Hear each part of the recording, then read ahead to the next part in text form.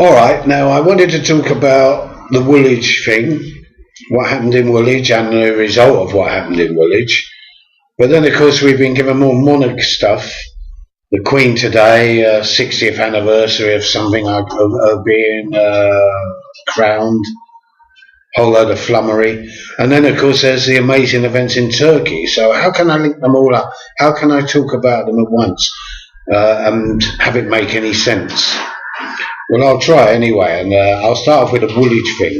Now, when I saw the thing on the television, I didn't even know it happened until somebody had told me. When I saw it, I realised exactly what it was. Not, as some people thought it was a conspiracy, that it wasn't real. What had happened is what happened. Two nutters,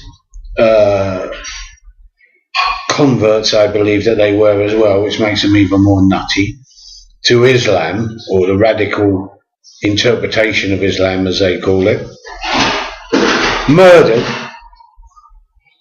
a British soldier, although I don't even think they knew he was a British soldier. He was wearing a Help for Heroes t-shirt, but that was enough for them. But they didn't just murder him, they butchered him on the streets. They were covered in his blood. They tried to cut his head off and stuff like that. I mean, just the behaviour of people that are complete maniacs, if you want my opinion.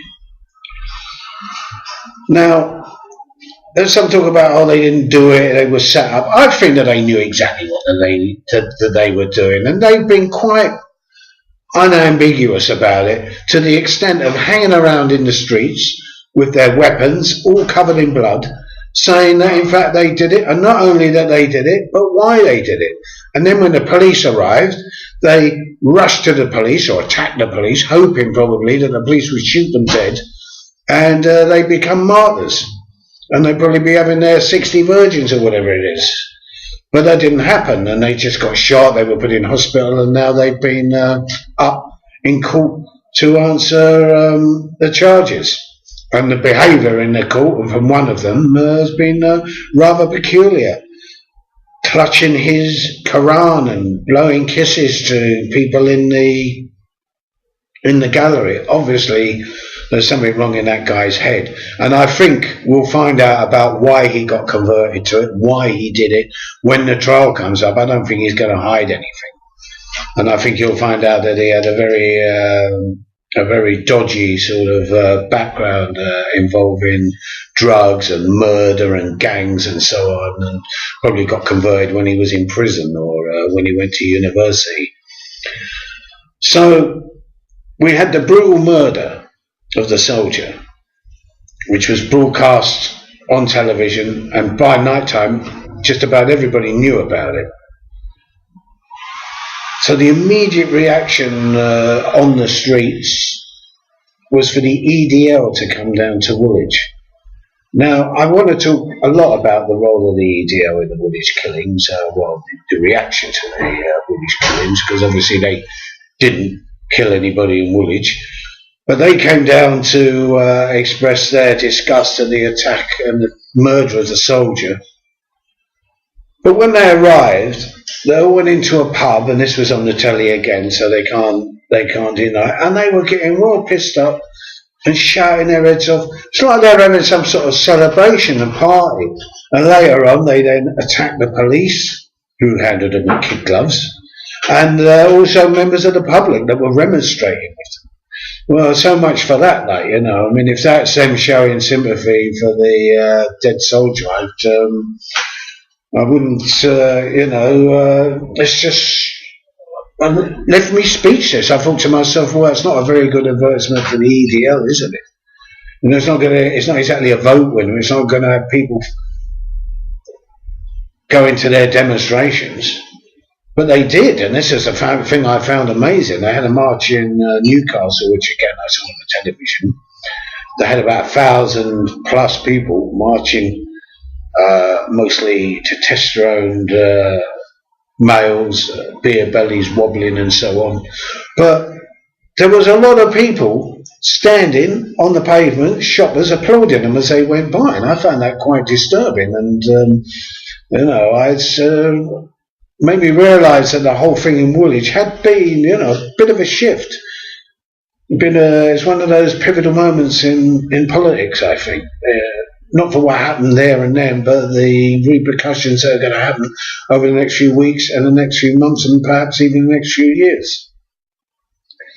So then the EDL had another demonstration on the bank holiday Monday, which I did attend and did see for myself, and I wasn't trapped by the police with all the sort of anti-Nazis in the parliamentary end of Whitehall. I was at the other end and was roaming around at will with someone taking photographs of them. And I must say it was a rather disgraceful display. I mean, us anarchists, we do get a bit pissed up and tend to sort of be a bit rowdy on the streets and so on, but these people were supposed to be showing some sort of dignity, some sort of solidarity with the dead soldier, and were supposed to be showing their disgust. And there they were, shouting their heads off, pissed out of their heads, stripped to the waist. Some of them were even Sieg-heiling. And I know they might deny it, and maybe they weren't Sieg-heiling. Maybe they were just sort of pointing up to the eclipse that happened to be going on at that time. Yeah, give me another one, kids. Well, what I found disturbing was the vast amount of people that were on their demonstration. Originally it was about a hardcore, about 300 or 400, but there must have been another 1,500 people turned up. There must have been a couple of thousand at least.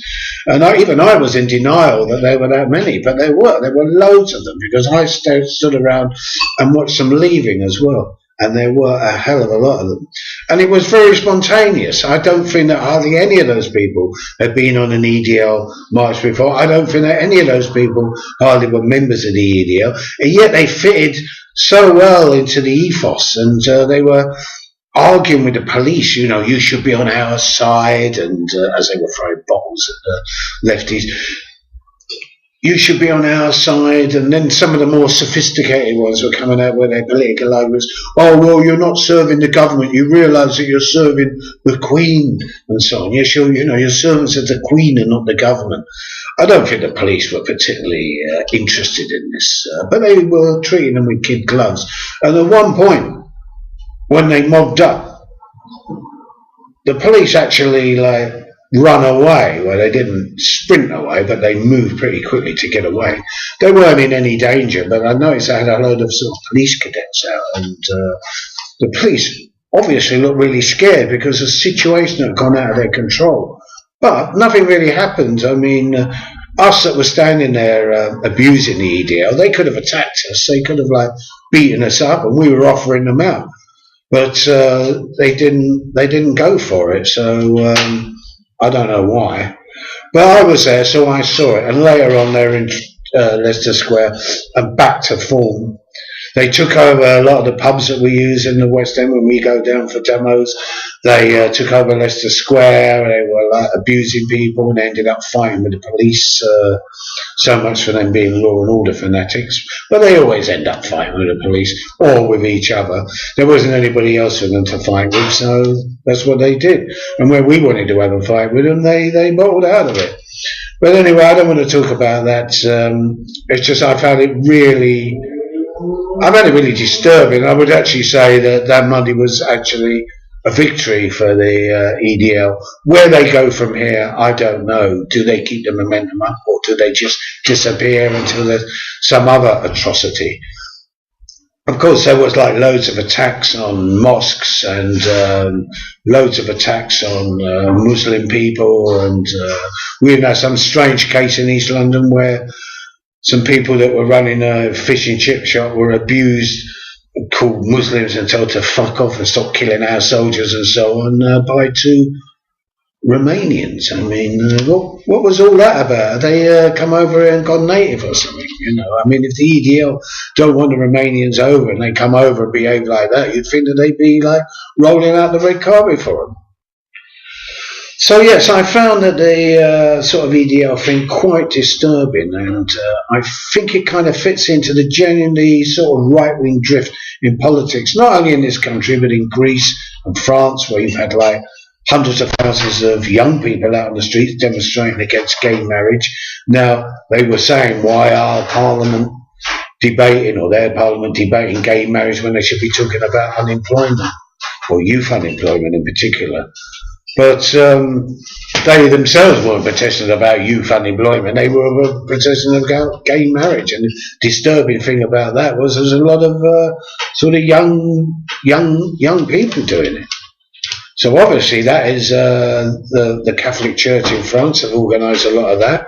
They did have sort of real, genuine fascists on that march who were clashing with the police. But again, you know, I think that they were ordinary sort of youth. I don't think that they were like fascists or anything like that.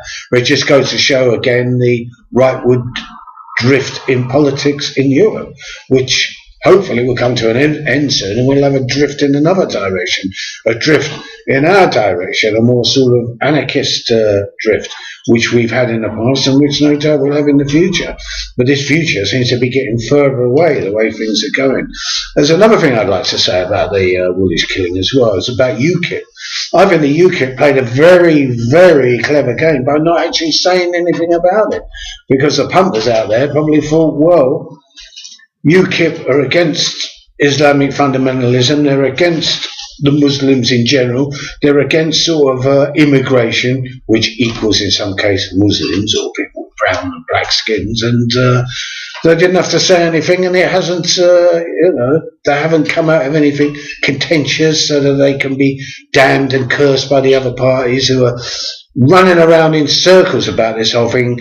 Cameron and, well, I don't know what the Labour Party have said. They've been pretty quiet about the whole thing, except, of course, going along with all these plans to spy on what people are saying over the telephone and on the internet and in the world out there in general. They'll support anything that the Conservatives will do to clamp down on the extremism, except, of course, to clamp down on the extremists, because really the clampdowns are against the anything that may happen in the future with the population in general when we get around to doing shit.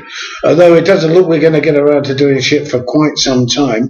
Today we had the, it also made me sick, physically ill, to see all the brown nosing going on in the 11 o'clock live programme of BBC News, the Queen celebrating the 60th anniversary of her coronation, the entire establishment there, the whole thing, the flummery, the breathless commentary and so on, Jonathan Dimbleby carrying on the nepotistic career that his father, who covered the coronation, did. It just makes me sick. There's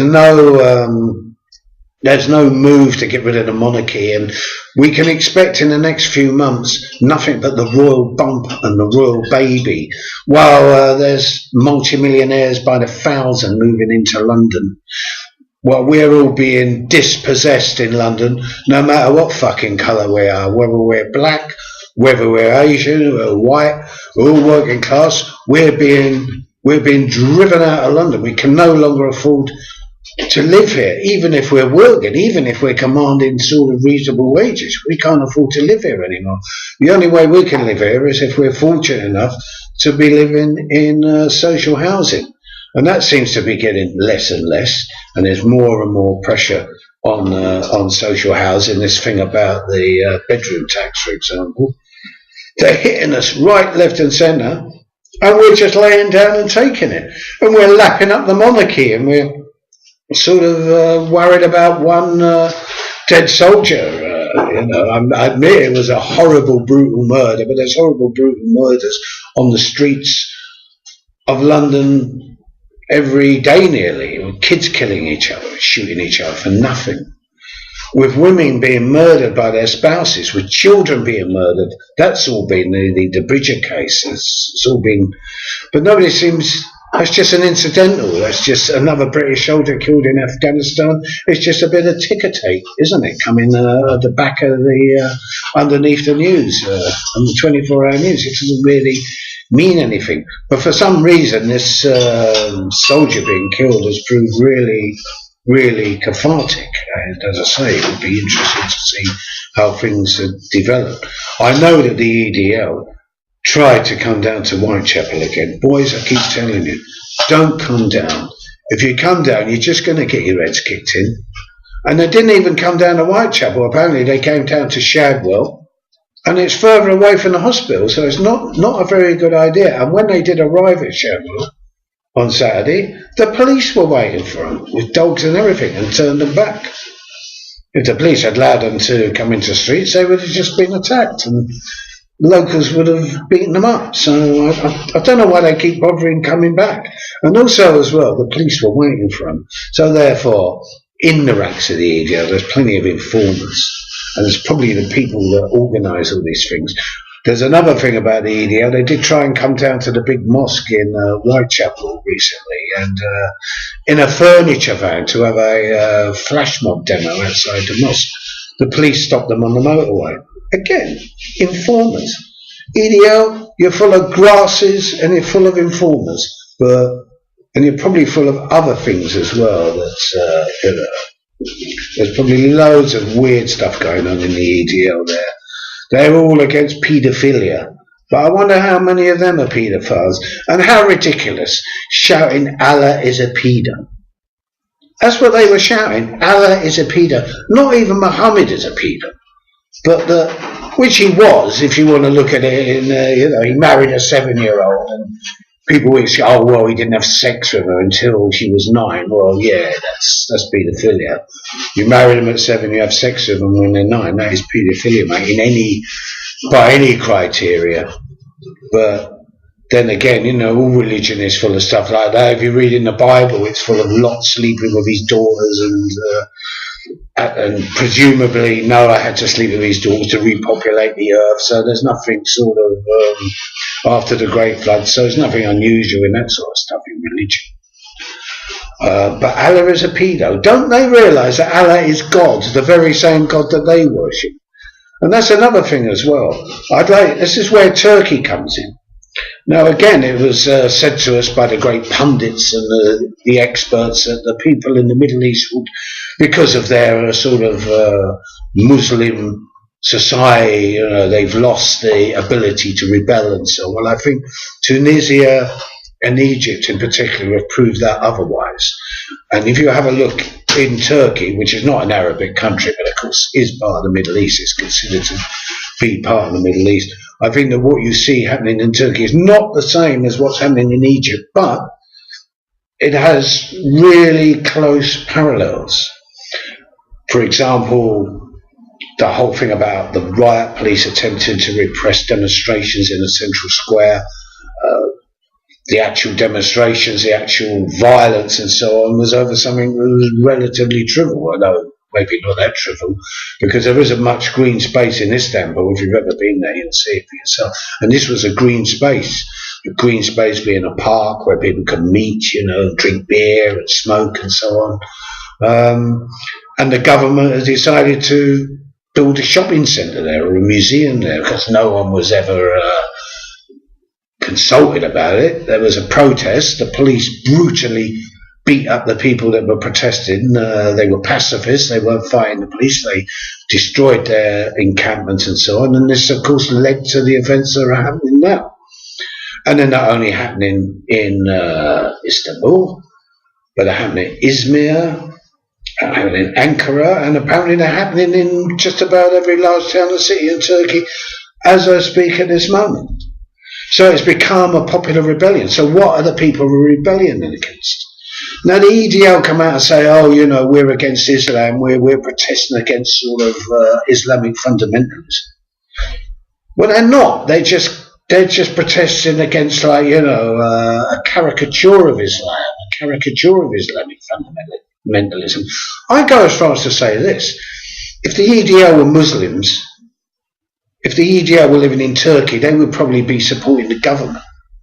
Just in exactly the same way they support the status quo over here. They support the Queen, they support, King or Queen and country and so on and so forth.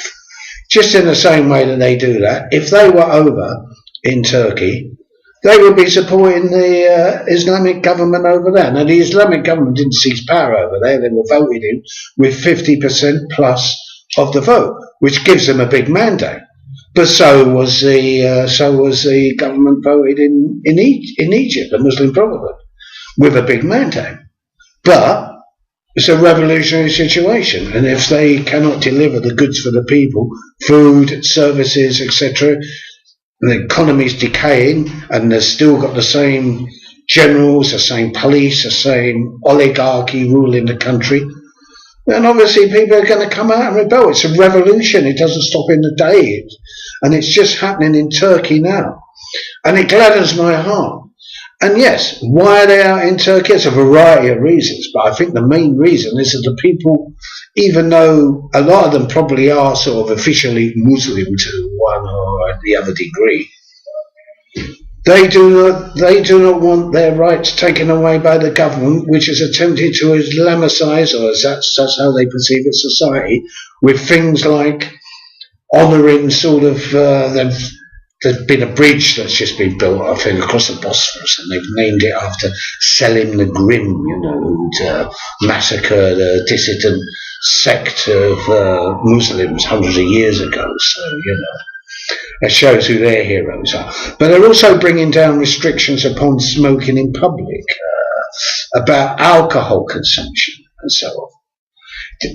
Turkey is a secular state and was modelled as a secular state, a rather brutal, militaristic secular state, but a secular state nevertheless. They abolished the caliphate.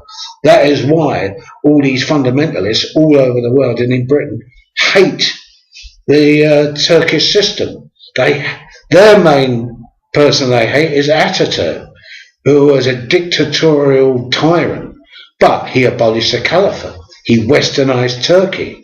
He marginalized Islam. He openly sort of drunk in public and so on. He gave the army the power. The army has been running Turkey. The army has been brutal, killing its own people, waging war in Kurdistan, death squads against dissidents. It's been going on for years, but it's not being done in the name of Islam. Army rule is finished. You've got democracy, and the people have elected this Islamic party, who are now attempting to bring in Islam, and so the more sort of rebellious and revolutionary or just pissed off section of the population are out on the streets defending their rights, fighting for their rights. Women don't want to wear headscarves. People want to be able to drink in public. Women want to be able to drink in public. They want to be able to smoke. They want independence. They want to be able to wear whatever they want to wear. They want to be able to express themselves whatever way they want to express themselves and so on. You know, they don't want to be Islamicized. So that's why they're out on the streets. They're there against their government. They're against the tyranny of their government and the creeping Islamicization, and that is what they say. Of course, there are political things. There's political groups out. The trade unions are now, one of the major trade unions is now called a 2-day strike. Be interesting to see where it goes. But it's quite interesting that the streets of Istanbul look exactly like the streets of Cairo.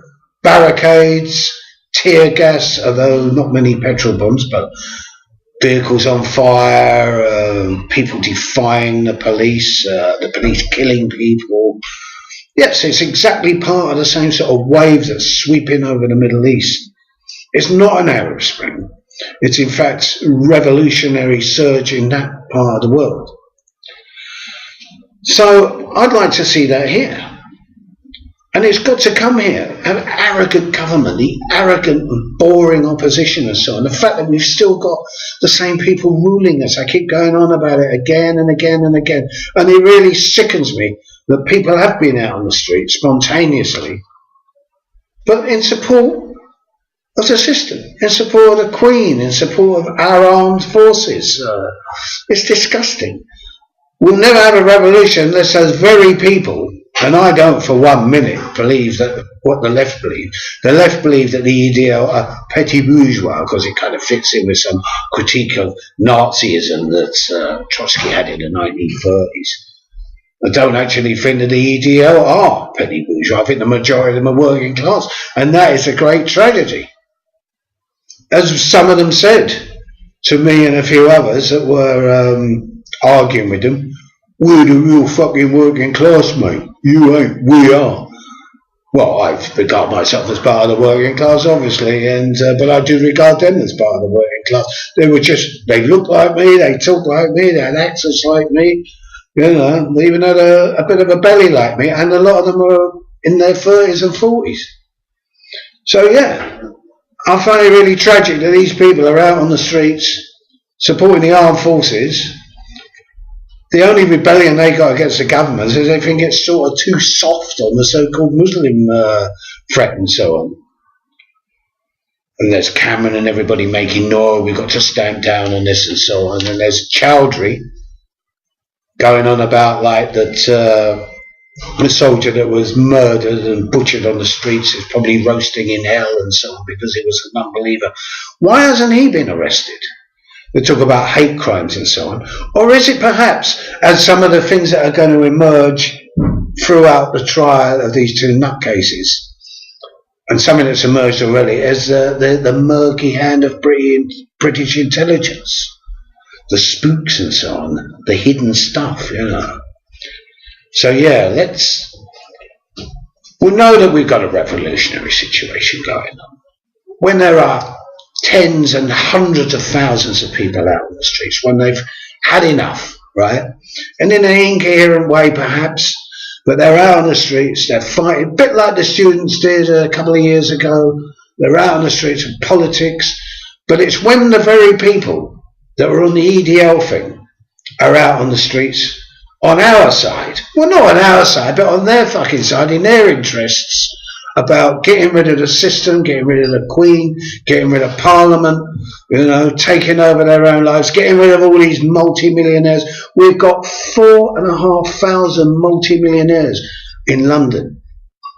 Every week there's another 100 or so come over. Why do they come to London? Because they think London is safe. It's full of fucking morons that support the Queen and, you know, Islamophobic and sort of not fighting their real enemy.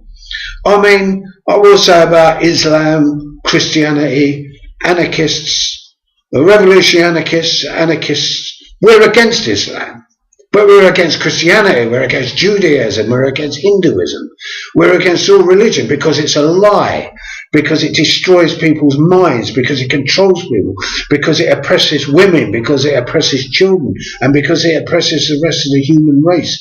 And once we're out on the streets, which I always end up saying we've got to get out on the streets, I expect when we're seriously out on the streets, a lot of the alienated people that are in the EDL will be out on the streets with us. And I say that because I look at the EDL and I think to myself, yeah, you know, maybe 40 years ago, if I didn't know any better, I might have been with them too. I can understand what they're like. They're from people, you know, they talk like me, they're from my background, but they're all doing it for the wrong reason. They're angry for the wrong reason. They're pissed off for the wrong reason. Oh, I'll just say one other thing about the Turkish events or uprising, the beginning of the Turkish uprising. We don't know where it's going to go, but, you know, it started, so it's obviously going to go somewhere, and it will be inspirational for other people in the Middle East and for people all over the world as well. And these people are articulate.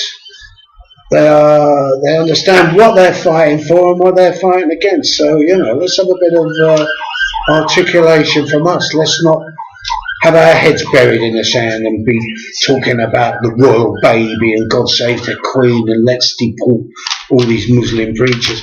Well, I would deport most of them anyway. Like, you know, we don't want them in our country. We don't want them in our society. People that preach hate, you know, they want to deport them back to Saudi Arabia, where they belong, you know, where they flourish, or would they? Maybe they think that Saudi Arabia ain't so good. Maybe they end up in prison. Maybe they end up executed, which they most probably would. But then again, who supports the regimes in Bahrain and Saudi Arabia? We do, our government. We sell them arms, we train their army, we train their police, we support their corrupt royal government. Oh yeah, EDL people, you're idiots. You're being fooled. You're fooling yourselves. So get wise, get out on the streets for the proper reason, and then I'll see you there, and we can talk proper and do stuff together. But until then, if you want to come out and support the Queen, if you want to do all that shit, you know, as to say, well, fuck you. So that's all I have to say. I've tied it up. Turkey, the monarchy, and the events after Woolwich. So that's it for now. It's been a bit of a rant, as usual.